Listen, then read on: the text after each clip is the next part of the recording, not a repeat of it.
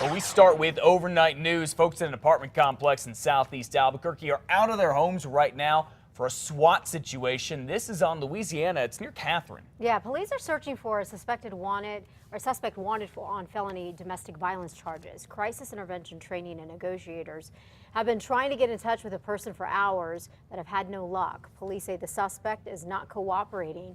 Residents and those in the area are being asked to be patient and please avoid the area if possible. We do have a crew at the scene and we'll continue to bring you updates as soon as we learn more about the situation.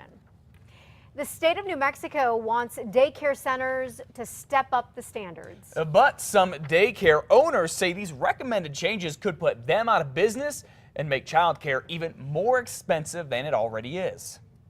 We want to keep quality childcare in business. A lot of the other centers are just hanging on by a mere thread. We are already a quality program.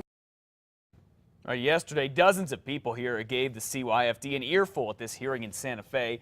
The state is recommending smaller classes, more training, and workers with college degrees. That all translates or could translate to a rise in cost for daycare.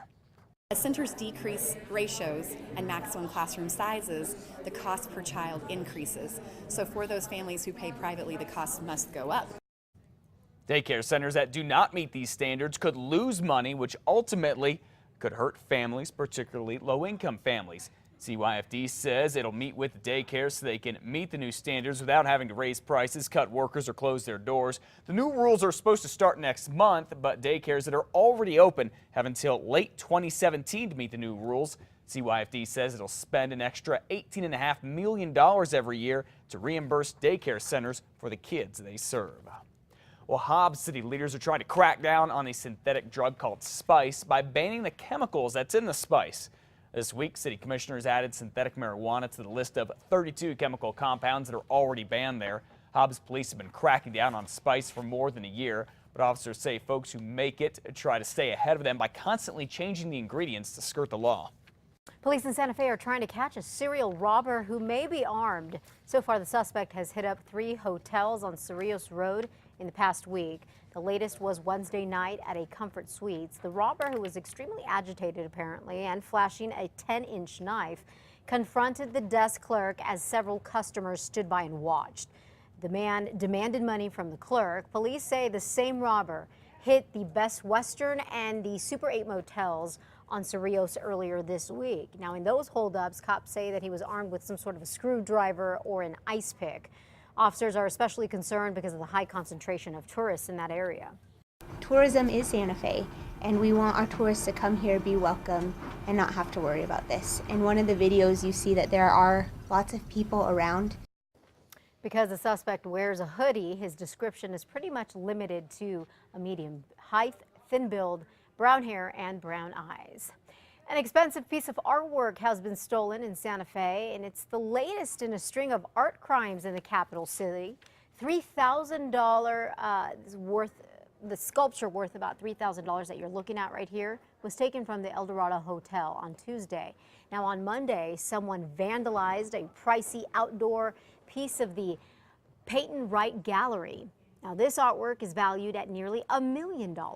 Both crimes follow the recent vandalism of a metal burrow sculpture that was vandalized again last month. If you have any information on who might be doing this, please call police. Well, this morning, the search is still on for a plane that is missing from Durango, Colorado. The Cessna took off from there about 6:30 yesterday morning, headed for Brigham City, Utah, but it never got there.